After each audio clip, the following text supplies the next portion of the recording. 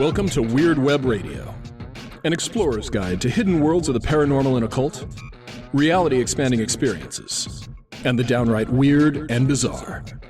With your host, Lonnie Scott. And we are recording. Althaea Sebastiani. See, I told you I'd say it right.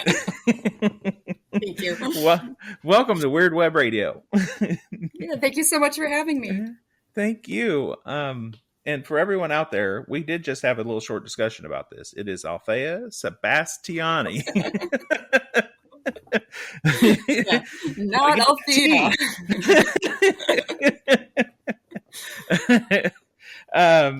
It's really cool to have you here. The people that don't know, like the scheduling behind the scenes, my Patreon members know because I've updated them, is we've been working on this for a minute. Yes. Yeah. And it's mostly been my fault. So I'm glad we could finally make this happen. Thank you. Yeah, it's good. Yeah. We're going to get there eventually. That's right. And a brief little shout out to Aiden Walker. Thank you, Aiden, for getting Althaea on my radar some time ago. The first thing I like to ask everyone who's here for the first time is, and I know you're going to have good stories. I just know. Oh, God. No pressure. Does it turn into anybody? No, I'm kidding. Have you ever experienced a haunting or some kind of paranormal, what would be typically be called paranormal phenomena? Okay, I'm drawing a blank because I'm trying to think like what exactly would... Which story? Like, what, you mean this week? Like, or like... Sure. Oh, God. Yeah.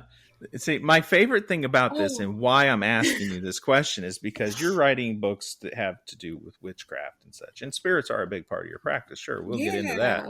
But no one really asks us in the magical practitioning world, or the pagan spiritual world about our experience with hauntings, what people would consider having a ghost in the house, or the lights flickering on and off, or strange sounds, or hearing your name whispered and you didn't call for it this time, that kind of stuff.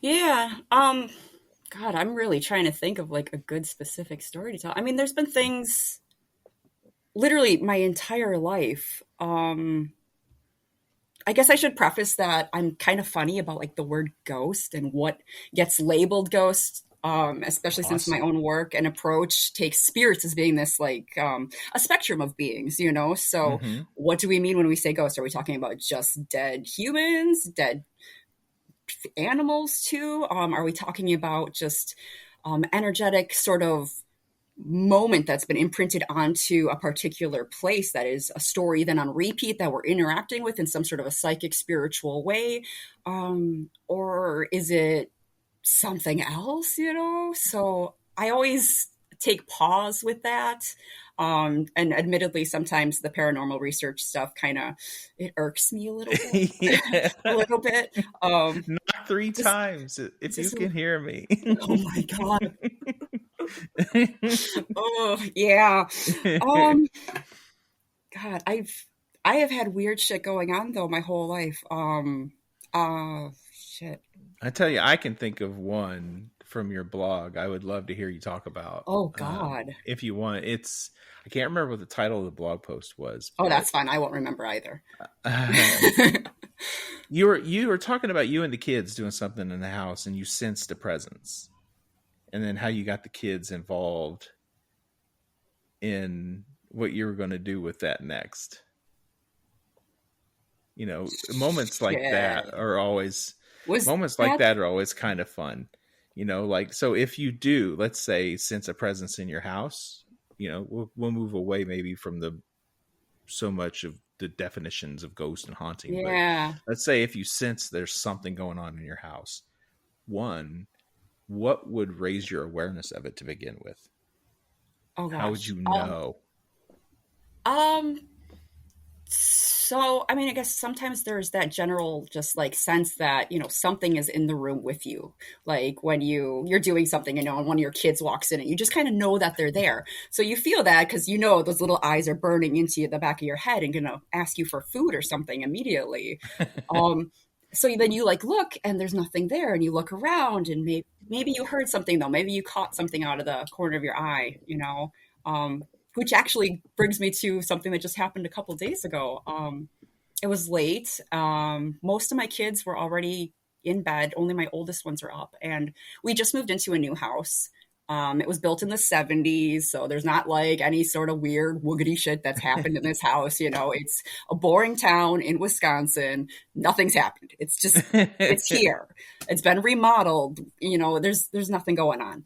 I'm walking downstairs though, and suddenly I see one of my kids just around the corner kind of doing this happy dance that he tends to do. Only he's taller and larger and in bed upstairs asleep. So I stop and I go, what the fuck was that? And my 17-year-old, he's like, what? And I'm like, okay, I just saw your brother stimming in the hallway and he's upstairs and this was also taller than him. I'm like, I think we just met the house spirits. I think we've had an introduction finally. That's fantastic. So you see it like clear as like you're looking at me. Yeah, right yeah. I should preface, I've been doing this for a while. I've consciously worked for, over a decade to get those skills to that point where I can sometimes maybe see something, and sometimes I do. Yeah. When was your first experience with something like that? When you had that kind of encounter? Can you remember back? Shit. So I grew up on my grandparents' farm. There's a lot of weird little superstitions and stuff that managed to prevail within my family. And one of the things that my family was always quite specific about was that there's a spirit that lived in the barn. His name was Charlie. He liked to play tricks. And when he does, you be polite. And one of the things that Charlie likes to do is that, the barn doesn't exist anymore. But when you'd climb up into the hay mow, that's where all the hay bales would be kept and we throw them down to feed the cows and stuff. If you climb up there by yourself and there's no one else in the barn, he'll turn the lights off on you. No kidding. And I've had that happen multiple times. And I know for a fact, none of my uncles, none of my cousins, nobody else was around. I was in the barn by myself with the cows and the cats. And I climb up the ladder to go in the hay mow to go see like new kittens or something that are up there. And suddenly it's pitch black. All the lights are off. And I go, Charlie, please, I'm little, turn the lights back on. And he would. And he would. So, yeah. That's very cool. Oh, that's really cool. Yeah. I want to say that's probably like around 8, 9 years old, probably, because I wouldn't have been allowed to, play around outside at night by myself for much before that. So yeah. Were you raised in a pagan environment or pagan family? No.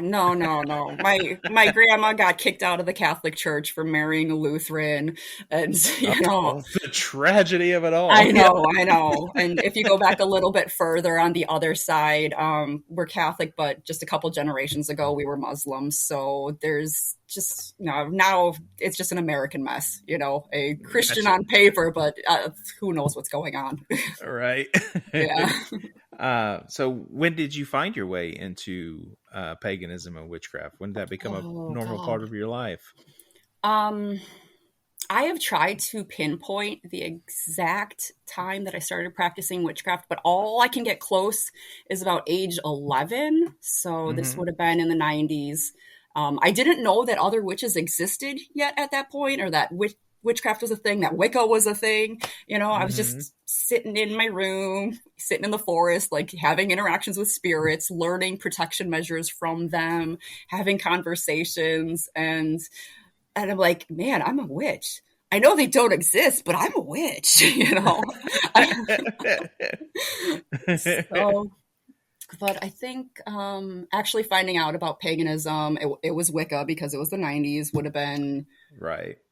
I want to say 16, maybe 17, but I didn't actually start exploring or anything until probably 18, I think. Yeah. So, how did that take shape for you then? Was there... I bought a Scott Cunningham book from my local metaphysical shop. As one did. Right. Yeah. Exactly. I took his advice. I went to the local antique store and I bought a cauldron and I bought a knife and I bought a silver goblet and a little bell. Yeah. And this is all after you were already talking to spirits. Yeah. At that point, I'd been practicing witchcraft, at least in my very hands in the dirt, spirit-led way for 6-7 years. Wow. Yeah. But, you can only get so far when you don't know what you're doing. And everybody says that your teachers don't exist. So I kind of put it to the side, kind of tried to dive headfirst into Wicca, into paganism, into the 2 forums that existed at that time period online, Well, yeah, at that time it would have been what, like AOL and Yahoo. Oh my God, yeah. And then, you would Children of Artemis, they had a decent forum. I loved hanging out with those witches. Yeah, those online forums. Mystic Wix was my jam for a long time. I loved that forum. Yeah. Oh, the nostalgia. Yeah. No, that's fantastic. Yeah. I like that from the jump. It seemed you had some kind of connection with spirit. That's fascinating. I don't know what or why. I wasn't discouraged. My dad had an interest in folklore, in ghost stories. He was always telling us about local hauntings and things. When I was little, we actually we'd go outside and we'd stand outside with binoculars looking for UFOs and flashing flashlights at them and stuff. And he'd buy books on the Bermuda Triangle, things like that. And my mom, I don't even know what to say. That woman got me a Ouija board for Easter one year. I don't know. Fuck yes. Yeah. Fuck yeah. That's awesome. What even is that? Who am I supposed to be talking to? It's Easter. That's awesome. Well, did you give it a spin on Easter? Not on Easter, but I did regularly have seances in our shed and at the local cemetery. Hold on a second. You had regular seances in the shed. Yes. Let's explore that scene. How? So this is your teenage years, right? Yeah. We're just old enough to drive, so we're at least 16. Our scene, a pole shed filled with boxes of stuff because my mom was also a hoarder. There's random cats wandering around, and 3 to 4 teenage girls are sweeping the floor clean and then laying down flour to trace a circle and putting a summoning triangle in the middle. No pentagram, because my research at the time said no, that was the Hollywood movie. So I had a circle and a triangle. And we used flour instead of chalk so we could sweep it up and get rid of the evidence. Hey, good call. Right? Yes. Oh my God. All right, so we've got a circle of flour and a triangle of flour. The 4 girls are ready to rock. Yeah. It's just you 4 and a Ouija board? Is that what you were doing? And some candles, of course. We were aesthetic,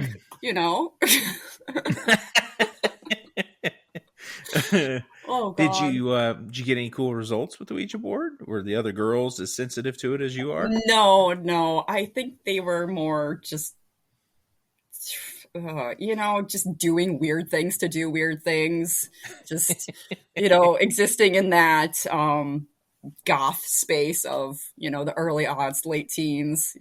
We didn't have the word emo at the time. It was just goth. It was all goth. So yeah, a lot of black t-shirts, a lot of eyeliner, but I don't think there was any genuine anything going on. We had lots of gibberish spelled out. Managed to, spook ourselves a little bit, but nothing constructive. No. All right. So yeah, Seance Coven was a fail. Oh God, it was just as big a failure as the coven I created in 3rd grade. You had a coven in the 3rd grade. I mean, yeah, who doesn't? You'd be like, I'm a witch. I like your shirt. You're a witch too. Is this how it went? No. I mean, it wasn't too far off. There was this giant concrete turtle statue in the playground. Maybe you remember them. I don't think they're around I anymore, but do. you could climb underneath them. Yeah. Yes. So we met under the giant turtle, and we were ice Oh. witches because we like winter, and it's Wisconsin, and it's cold as fuck. So Okay, that makes sense. right, That makes perfect sense. it does. Yeah. Did you experiment with covens going on in life, or have you been solitary overall?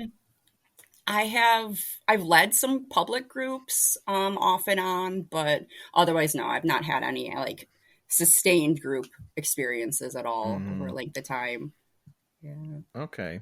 And for you now, looking back over the years of experimenting with all this stuff, what has the word witch come to mean to you? Oh God. I asked my familiars once what they thought about the word witch and all of the arguments about defining it and who gets to call themselves a witch and who doesn't and who is calling themselves a witch and shouldn't be. And they rolled their eyes at me and told me it doesn't fucking matter. Yeah. So at this point, I am very comfortable with a definition of the word witch as someone who practices witchcraft. And witchcraft, we can define a little bit more, but it is basically still the craft of the witch. So there's some flexibility there, even if I personally define there being, 5 distinct traits to witchcraft. But okay, yeah. Can we dig into those 5 traits? Are you game for that? I mean, we can. They're also in my book too. I put them in there because I'm so generous like that. That's right. And that book, the one I'm holding, is called Alive with Spirits, The Path and Practice of Animistic Witchcraft. And I cannot recommend it enough. It is really, really good. So, I mean, we don't have to cover all 5. Let's talk about like just one. Like, what's one thing that you think is an important characteristic to define witchcraft? Ooh, I'm going to be that witch, and I'm going to say spirit work. You're going to go there. I know. You actually say in this book somewhere that, and I've seen you saying this a lot on social media lately too, is that if you feel like you're missing something in your witchcraft and your practice, then it is probably spirit work.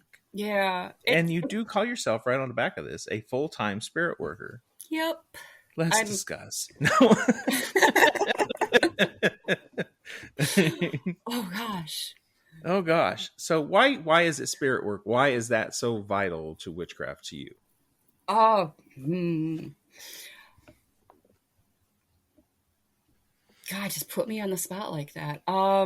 That's what I do. I podcast. I know. I interview. Well, you're good at your job. So Thank you.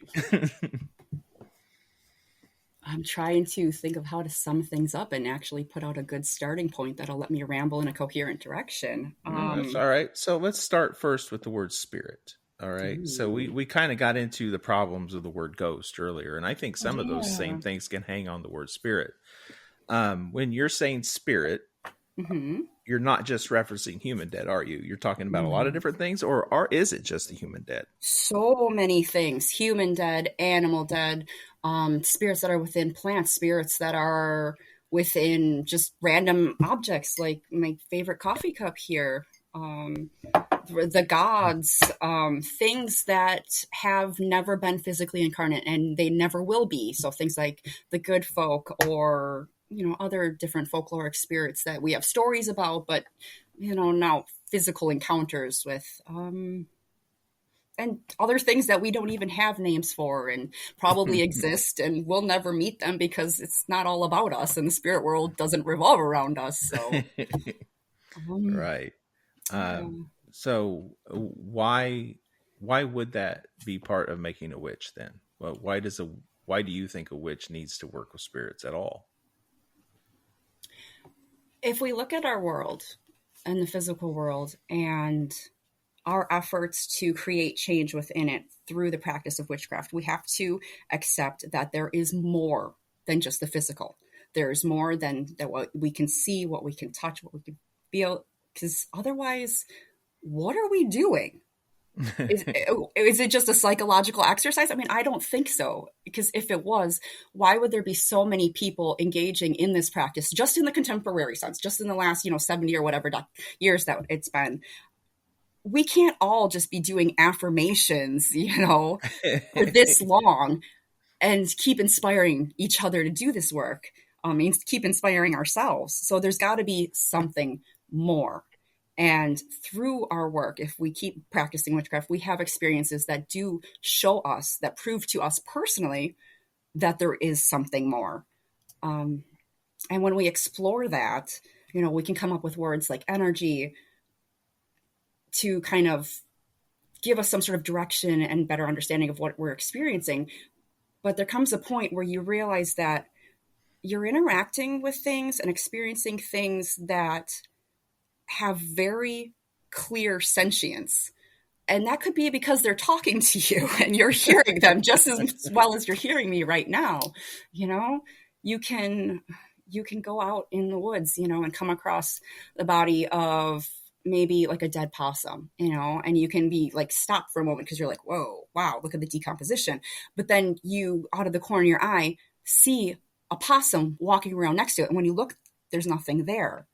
But yet you start hearing the hissing and you're like, okay, that is a possum hissing. And what is that? What is that? If it's not a spirit, what is it? And you can engage in a relationship with that spirit. There's ways to do it respectfully. We could go into it. We don't have to. It's kind of tangential. But no, we want to go into it. That's what we're doing right now. Tangents. We want the tangents.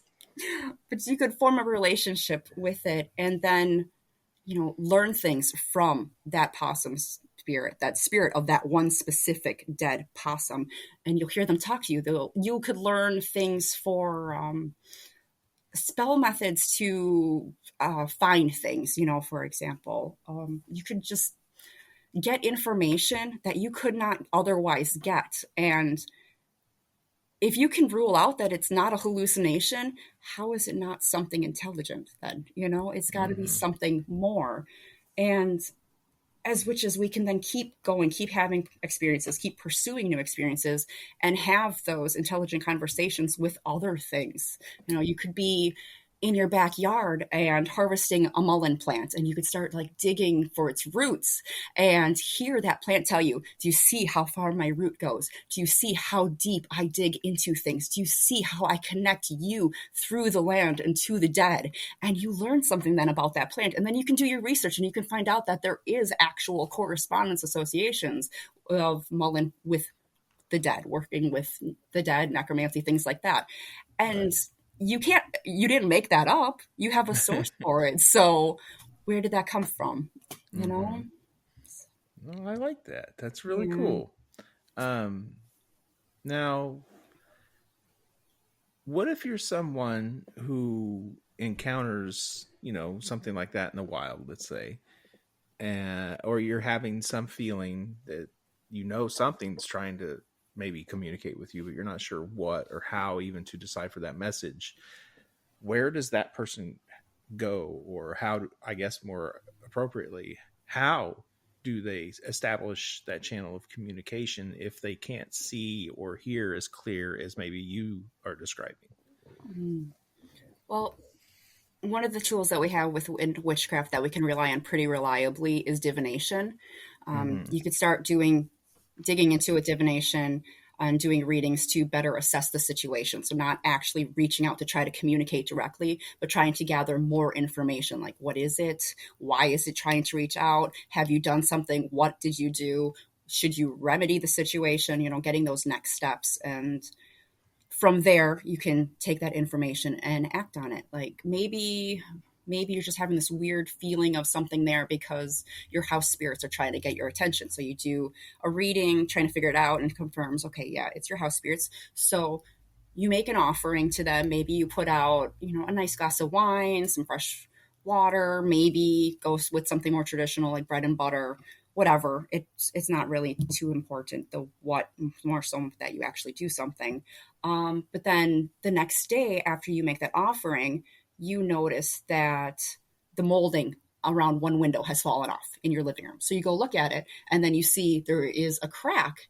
And when you peek in the crack, you find, I don't know, a Money. bee's nest or something. Oh, God, no. if only. Sorry, you so had me. lucky. I was hooked. I want money. No. I apologize. Go on. Yeah, no, you're fine. But like, you see like a mold infestation, you know? So then you start looking, where's the mold coming from? And then you find the toilet in the back room is dripping, and you've been neglecting it. You knew it was. So you can figure out then that your house is upset with you because you're not taking care of it, and you're letting it get damaged because you don't want to deal with the yucky mess because it's behind your toilet because it's gross, you know? So sometimes the spirit stuff is really practical and boring. It's not always really dramatic, you know, and exciting. It's relationships and conversations with non-human people. It's still people, you know? That's a really good point. You said relationships. Yeah. I like that. In fact, in an hour-long discussion, Matthias Norvig and I boiled down describing heathenry as ultimately being about relationships and the world with the world around us. I can't speak today. Words are hard. They are. So when you're talking about relationships, and you do mention the idea of right relationships in this book, Alive with Spirits, let's unpack that a little bit. What do you mean? So we have a tendency, especially in like North American societies, to view relationships as being things that do or don't exist. Like, you and I have a relationship right now because we're talking to each other. Like, I don't know, when the heck did we first start to figure this interview out and schedule it? So like in June, before we didn't have a relationship at all. Gotcha. I would say though, that's not true though, because that connection does exist. There are actions that either of us can take in our lives that do ripple and will have an impact on either of us, you know, and that is a relationship, you know, that is a connection that already exists. Like we could bring up Aiden here, you know. Yep. Aiden, welcome to the show. Aiden Walker has entered the chat again. Only in spirit. But so there we have like obvious connections being established and made more clear to us, you know, consciously, but that relationship already existed. It was already there. We just weren't actively participating in it. You know, it's the same way like when we do any sort of magic, like if you cast a spell, there's got to be some sort of connection between you and whatever it is that you're working towards. Otherwise, how are you going to affect it? You're working along established connections already. So that's a relationship. Gotcha. Mm-hmm. Okay. So you're saying it doesn't have to be this formal thing. Yeah. It's easily identifiable that there's layers to this, and it can be much more subtle. Exactly. Because if you're only thinking about a relationship as being something that you're consciously aware of, you can overlook all of the impacts that you can have on other people. And it can take away the accountability that you have just within like your own community, within your society too. So, but we know, I mean, not to like brush up against politics here and socio-political issues, but it's game. Go ahead. We very clearly have an impact on other people, whether we are aware of it or not. And that's a relationship. You know, it already exists. Yeah, it absolutely is. And I mean, we're not going to dig into the weeds of politics or anything, but if you listeners are one of those people that say you don't get involved in politics and you don't like these things, I just want to remind you that politics also means the quality of the water you drink, the food you eat, the environment you live in, the things that are taught to your children in schools, and so on. And the quality of life of people that you care about. That's right. It's not just people debating on TV. It's real and it impacts your life. So please do get involved. Okay. And tangent. And thank you for coming to my TED Talk.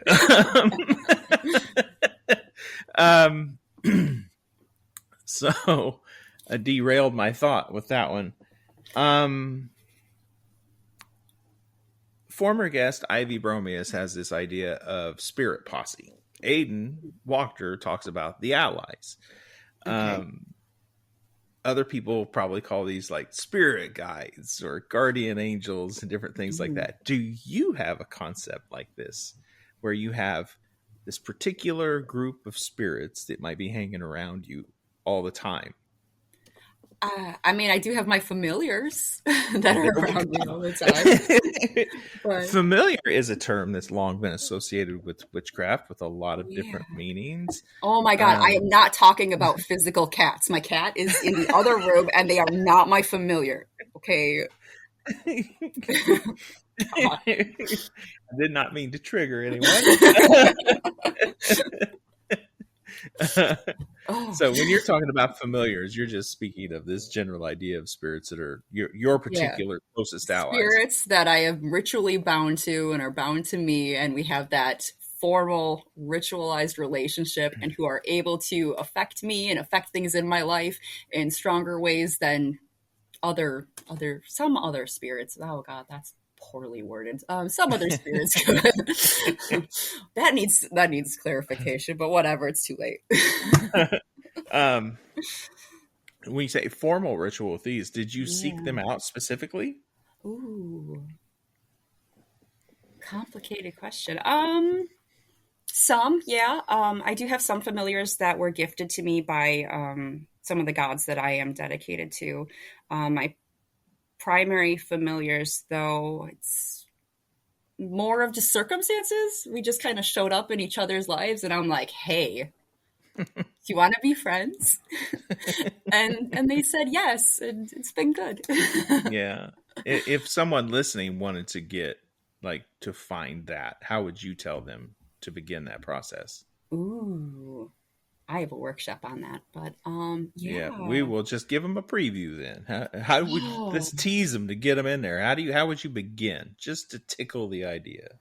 I mean, ideally, I would start with building a relationship with some sort of a spirit and seeing if it could go that route. A really good option would be like a plant spirit. A really good option could be the spirit of a deceased animal. There's a lot of opportunity in that. A lot of opportunity to also be incredibly respectful and not center your own wants and aesthetic desires in that pursuit. But you have to have a conversation. It's got to be a willing thing, a mutual desire to have that relationship, to be bound to each other in that way where you can affect each other in what would be considered a magical way. Just they become your best friend, they become your best witchy ally. They've got your back. They're going to handle problems for you. They're going to be paying attention to things in ways that you can't. They're going to gobble curses before you even have them on your radar. Curse gobbler. What a thing. Yeah. I love it. They do. And they're always so happy about it. I love it. It's like, what are you smiling about? And they're just like, I did a good job. Like you were just about to have diarrhea, but I stopped it.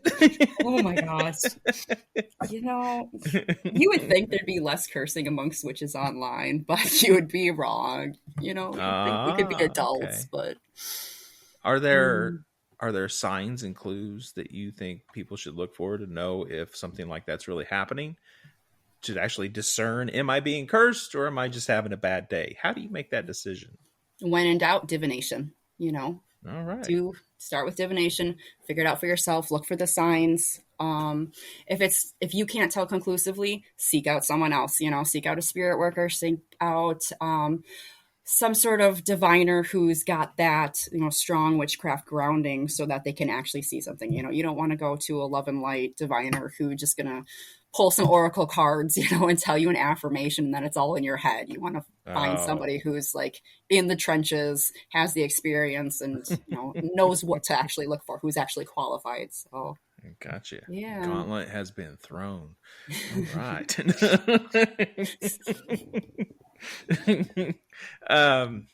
So what is your go-to oracle? Is it the bones? Yeah, I don't tend to throw the bones really often for myself, though. The spirits in the pieces tend to be extra sweary with me, and they don't like to Yeah. give as yeah, and they don't give as much detail as they give me when I do readings for other people. So I just kind of feel left out and just like, oh man, why That's can't you do interesting. for me? Yeah. I can Yeah. easily get, 9, 10 pages for somebody else, but they'll give me a paragraph and like homework, and that's about it. And it's like, damn it, I want some nuance. So, Well, that yeah. personally, I think that is when we're reading one of our most beloved tools for ourselves. That's so deep in us that, what may be many layers that you unveil for someone else, it's just, you just kind of know what it is for Oh yourself. yeah, yeah. Yeah. And like with throwing the bones, it's just a conversation with so many tiny little spirits. And my little spirit boys are sassy. So they're like, okay, but what does that mean? Why is this happening? They're like, doesn't matter, do this. And I'm like, okay, but is this impacting that? Doesn't matter, do this. They just kind of reiterate the same point, and just like, they have their opinions. They're Yeah, nicer with other people. They play much nicer with other people, yeah, not with me. very Yeah. awesome. Um, I remember getting it was actually a very impactful reading that changed a significant course of my life, Ooh. um, by a Quimbanda priestess at the time, and she used tarot and bones combined, and I'll never forget the first one was the magician card with a raccoon penis bone on it. I will never forget that. So dramatic. Goodness. And I have a terribly childish sense of humor, so I could kill a vibe real quick with laughing Oh, too much. um, so bones aren't your go-to, I guess, in that situation. What would it be then for I'm yourself? What do you turn I'm to? really boring. I grab a tarot deck and I just do That is machine not gun readings. boring. Tarot is my occult drug of choice. It's not boring. Hold your Well, tongue. it's it's less novel, admittedly, than like just Yeah, throwing the bones, but it's a good standard, reliable tool. If you're good with it, it can be good for you. And I mean, I've got it one deck is. right there on my desk. It's always Which within one? What reach. is it? The Rider Waitesmith. Oh, don't look. Why do you look like that when you say it? Pamela Coleman Smith Yeah. is like an Oh, amazing human we should all be grateful for. no, Um, admittedly. I love yes, the illustrations. I love it. I do too. Yeah. And clearly the tarot world all did, because the lion's share of decks out there are all some kind of, riffing off of Hmm. that art that Pamela did For and better or becoming something worse. else, for many times for worse. That is neither here nor there, and I won't tell you who you are. Um, so, when you look at a tarot deck, like, are there certain cards that you feel kind of drawn to, or if you're looking at new decks, are there cards that Oh you God. need to feel a certain way before you Um, would want to read with it? so I should probably preface that with I own 3 tarot decks. And I've been Oh, reading tarot since 2001, I think. okay. They're going to remove your tarot member I society, know, I whatever know. membership, That's but one of the reasons why I don't admit to being a tarot reader, because it no, comes with that's fine. expectations. And I mean, I read the cards, I don't collect the cards. So, Oh, I don't. Well, I collect them too. Raise your nose at me. No. Still, the question is the same. Are there certain cards you feel more drawn to? um, Something that just kind of impacts you more when you see it. gosh. I like looking at the court cards. I like how they're depicted. Um, Mm. I Most always like people hate checking the out the court Queen cards. of Swords. I know they're hard to read.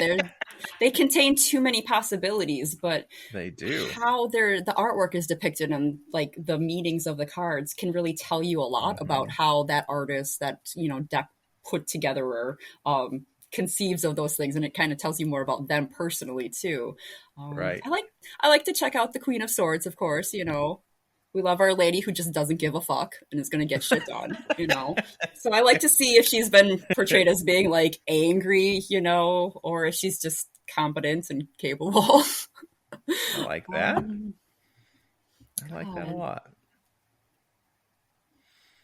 The Empress card can reveal a lot of things too. I know I'm listing like all predominantly like woman cards, but Oh, that's fine. yeah, there's a lot of Nothing's room wrong for with that. unconscious biases to come out in those Yeah. cards, especially. It's always good to give the ladies all the credentials and cred and awards and honors you can on this show, because it's not done enough anywhere else. I think I'm disappointed by the Fool card the most, honestly, because sometimes the artwork just doesn't fit with the entire rest of the deck. Yeah. Yeah, I think that's about it. No, that's cool. I like that. So I like to ask because, you know, there are, when I'm reading, even with my main decks that I read with, when I see certain cards come up, like they just hit me harder.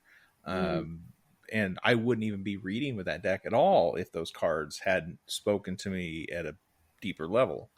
And for me, it's, you know, the Nine of Pentacles is one. Ooh. Because for me, if I look at the Nine of Pentacles and I don't feel like the goddess Freya is winking back at me, Yeah. which I see her in that card for many reasons. Yeah, I get you. Yeah. I don't like that deck. Another one is the Two of Swords. If the Two of Swords doesn't carry real crossroads energy for me, like just the art doesn't tell me that this is real, kind of the deeper meanings of crossroads, I'm out. I might collect it, but I won't read with it, you know? Yeah, no, that's a really good point. I know what you mean, because the Nine of Pentacles is one of my favorite cards too. This is going to be kind of different, but like the Eight of Swords is one of those cards for me too, because I see a lot in it that has to do with initiations and dedication and being bound to gods, especially in that card. And sometimes the decks just, they don't allow for that interpretation at all. I agree. I like that. I've never thought of that, like bound to gods kind of level of that, because, well, what is a bound woman but a priestess? Yeah, the Eight of Swords is, you're bound, but no one did that to you. You did it, you know? Exactly. Yeah. Yeah. Oh, I like that. That's really cool. Tarot workshops next, folks. No. Make sure you follow her on Instagram.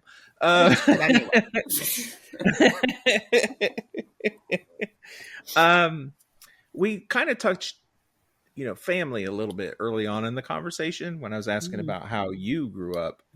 You talked about having kids, like you've got a big family, right? I have a big family, yeah.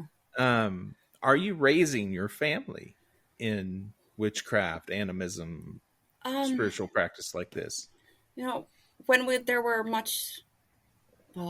fewer children, we made stronger efforts of having more like formal practice, you know, doing things like following the Wheel of the Year and having those family ritual celebrations. As the kids got older and we kind of dove headfirst into more adventurous living, between like living off grid in the mountains and then living in a tiny house, you know, and moving around through the West. We didn't do those things so much, but the kids have all had that broader perspective, not impressed upon them, but as a sort of natural default state. You know, they're used to being somewhere and one of their parents being like, hey, look at that rock, you know, or like, hey, did you see that over there? You know, they've all had their own stories. They'll come up and be like, hey, Mom, I was out in the woods and I saw this thing. And we're like, okay, let's talk about it. You know, we talk about our dreams in the morning. At least half of them do divination already on their own. My 15-year-old has a pentacle patch on her backpack and she wears it to school and to work and stuff. And she comes home and she's like, Mom, another person who said they're a Wiccan came up and tried to be my friend again today. And I'm like, girl, you have the patch on your bag.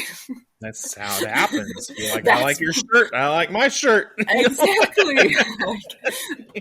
That's how we find each other. Welcome to the That's network. right. Like, It's the witch distribution network. right? We used to Patches, always, pens. right? Do you remember the conversations before of like, what kind of witch jewelry are you wearing to signaling to others that you are actually a potential friend? And like, it's the same thing, but she doesn't know about those things. That's back from the forum days. Yeah, they'll figure it out. They will Yeah. definitely figure it out, and they'll find their people. I hope. It's Hopefully. always good. It's always good to find the others. It definitely makes you not feel so crazy sometimes. Really, it's comfortably crazy with others then. Yeah. Oh, there you go. I like that better. Just be comfortably crazy with the people who get me.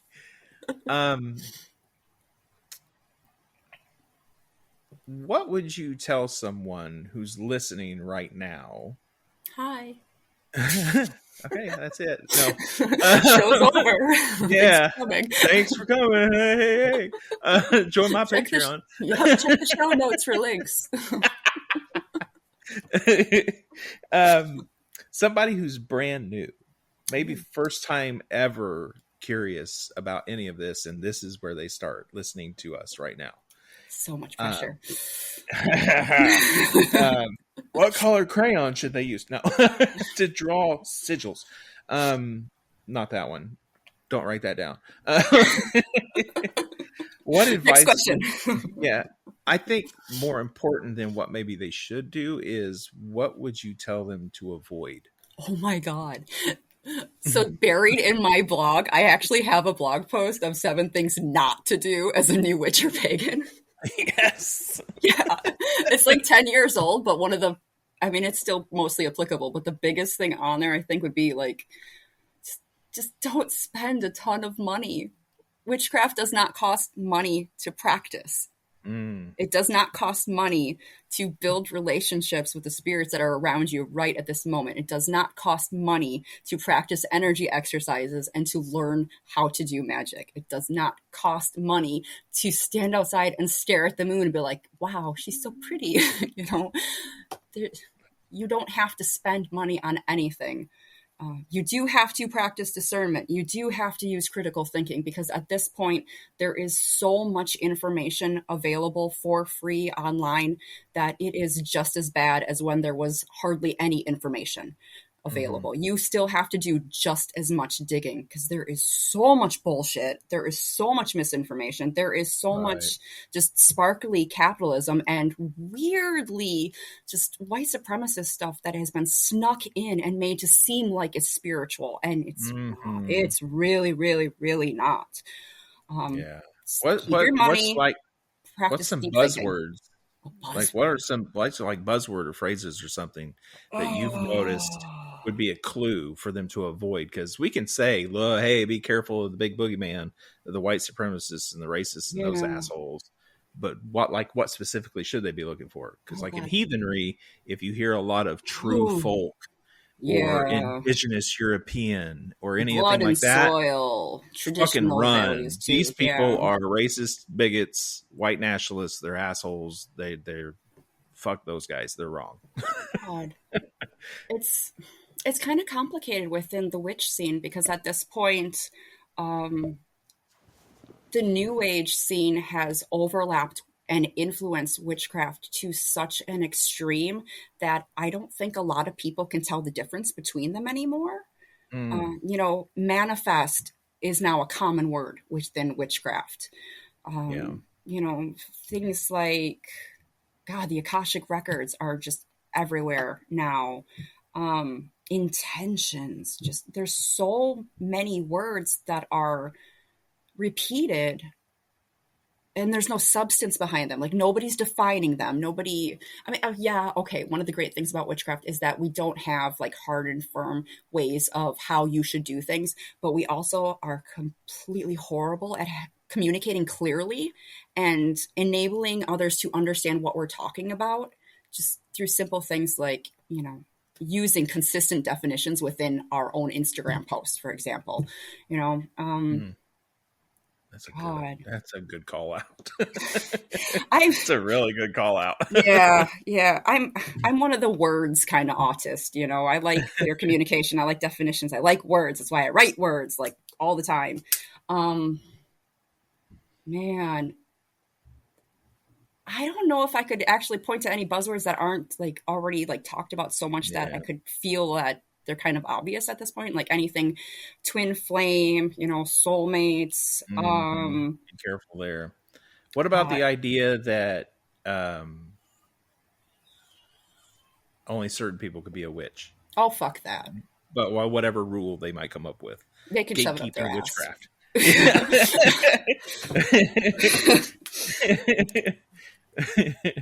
There's a little blunt to this. Yeah.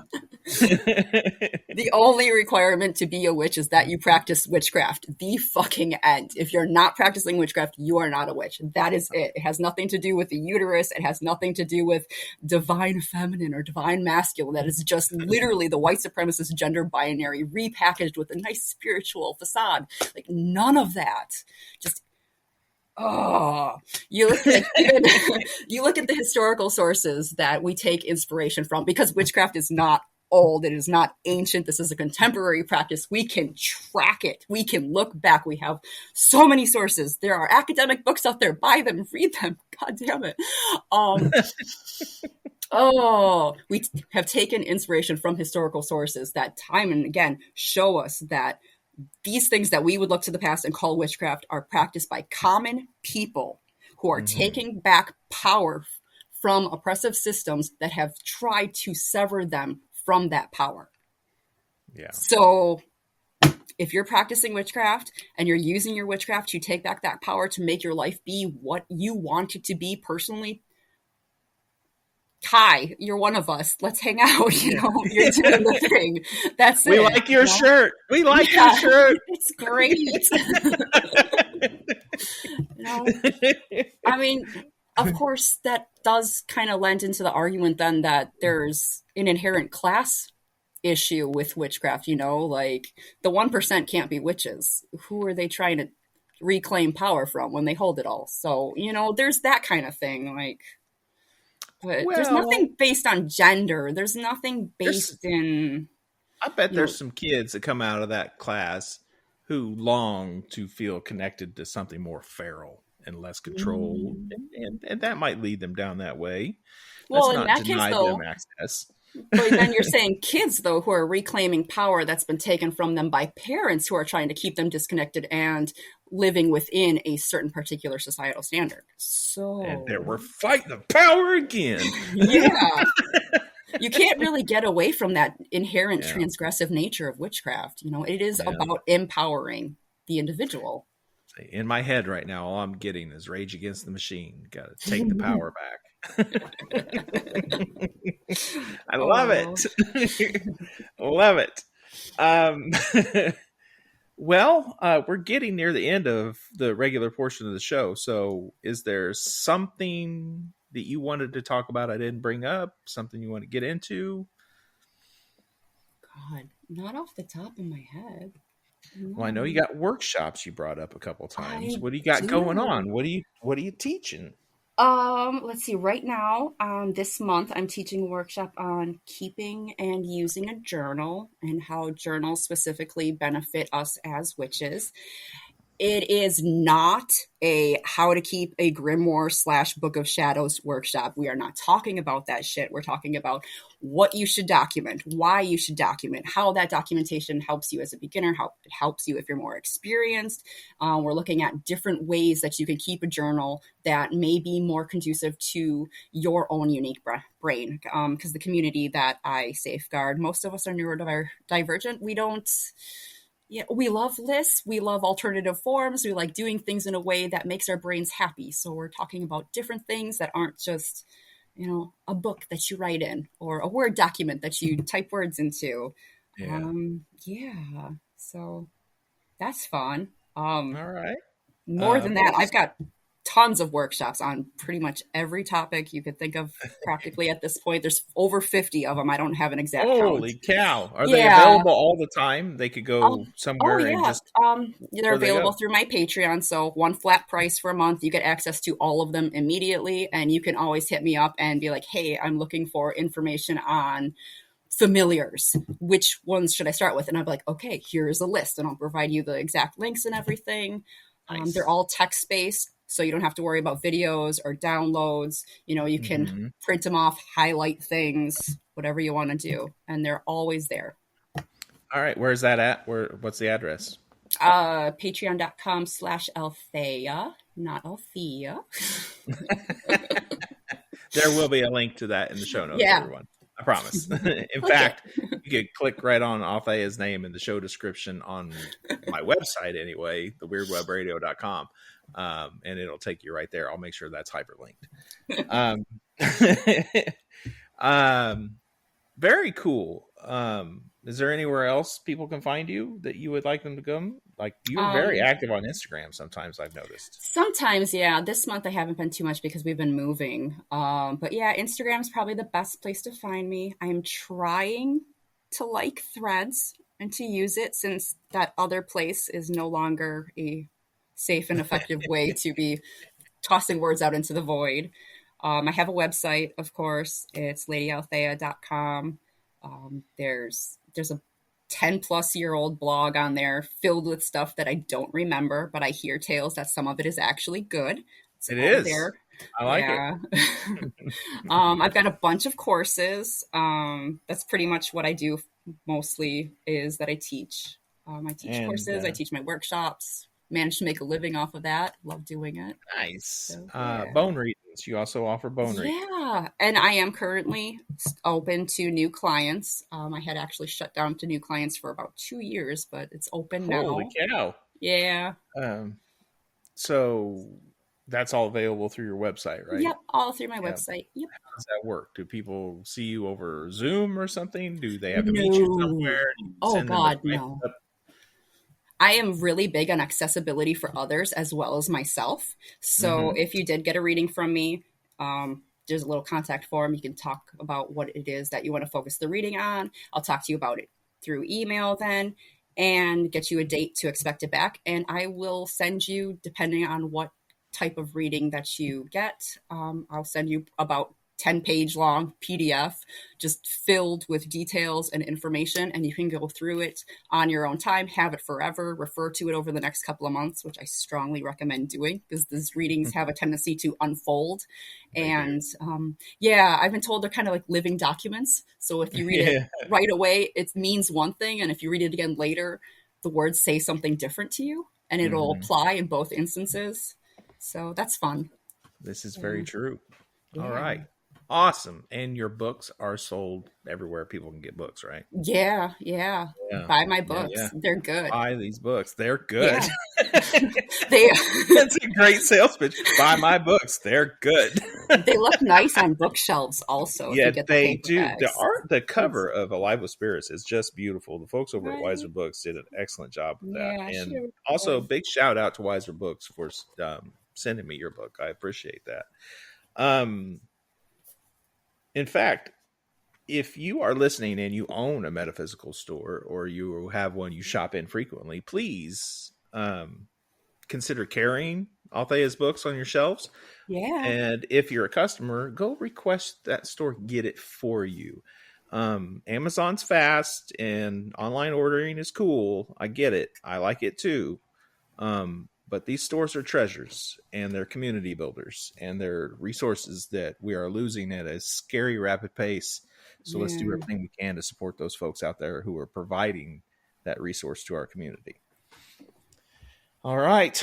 We have reached the end of the regular portion of the show. Althea, thank you so much for being here. Yeah, thank you for having me and letting me rant and talk too much with my hands. This was a lot of fun. For those of you listening, thank you as always for being a fan. If you like this show, please go share it amongst your networks. Get your friends, your family, anyone you can think of to come listen. If you want to hear the rest of this conversation, you're going to have to go to Patreon to do it. That is patreon.com/weirdwebradio, or go to weirdwebradio.com and click join the membership. All right. Stay weird out there, my friends. And now it's bonus audio time. Althaea Sebastiani, are you ready? I think so. Sure you are. First question is always the same around here. Okay. What famous person's resting place do you most want to visit, and God. why? Well, shit. I'm not really big into celebrity culture or like putting people on pedestals. Nah, they don't have to be celebrities, just famous somehow in folklore, even, or history, or I'm kind of a nerd. I think it could be fun to. Do you want to hear how they just answered that question? What famous person's resting place would you most like to visit? That and many others, including what they think about the afterlife, what they may or may not do in cemeteries, what are their traditions, magical practices that have to do with the dead, folklore that surrounds their homes, and so much more, available for only $5. $5 a month. Even if I make more than one episode in a month, it's still just $5 a month at patreon.com/weirdwebradio, or go to weirdwebradio.com and click join the membership.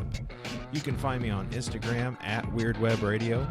You can find me on Facebook as Weird Web Radio, or come join the new, fun, and exciting Weird Web Radio Facebook group. Thank you again for being here. Stay weird out there, my friends.